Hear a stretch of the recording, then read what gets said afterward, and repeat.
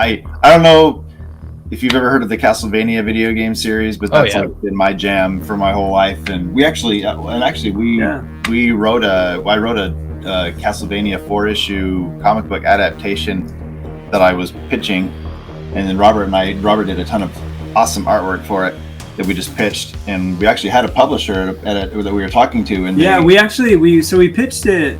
We put together a full pitch packet to Dark Horse and Konami, and we actually went through, typically you would pitch it to a publisher who then takes that package to the licensor as a licensor to the brand owner or the IP owner.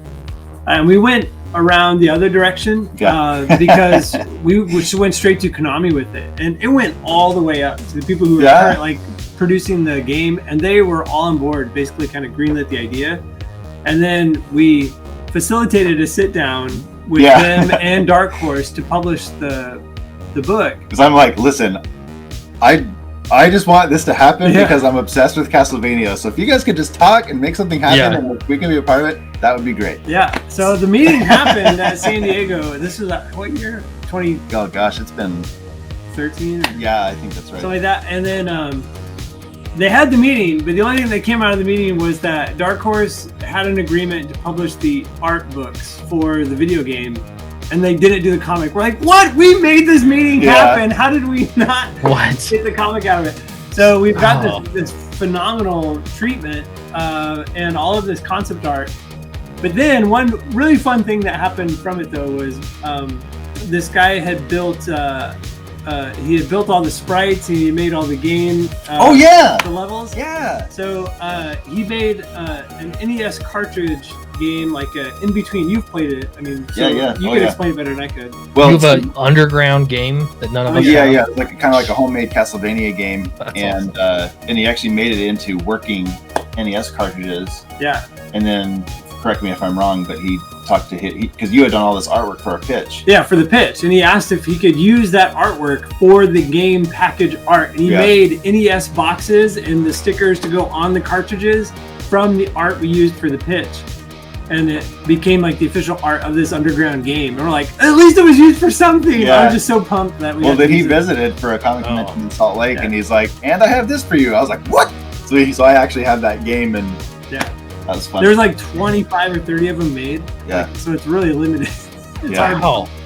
That's awesome. That's awesome. That's a great story too. And then I think about it and I'm like, I wish. I mean, so it sounded like Dark Horse was really they're the ones that put the kibosh on it. Like when you put it's hard to say. It's I mean, because there's a number of things that were going on simultaneously. Right.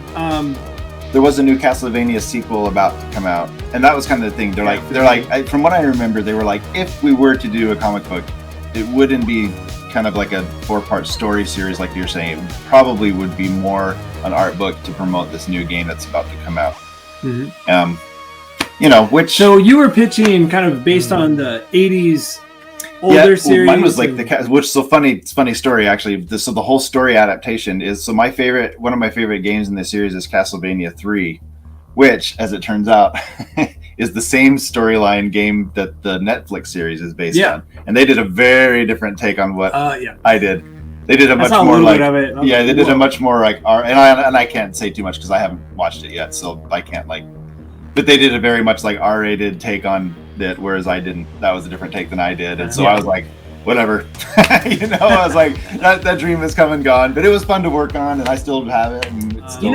So I posted some of the art on my blog a while back. So that was like my interpretation of death from it. Some of the that's Grant Dynasty, and yeah. Wow, so that was the cover, and so that was like the cover for the game and all that kind of stuff.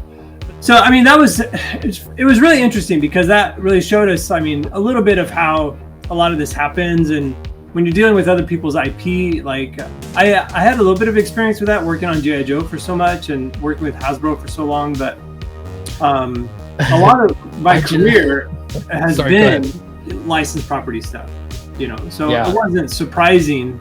You're always working in somebody else's playground, so you never have final say.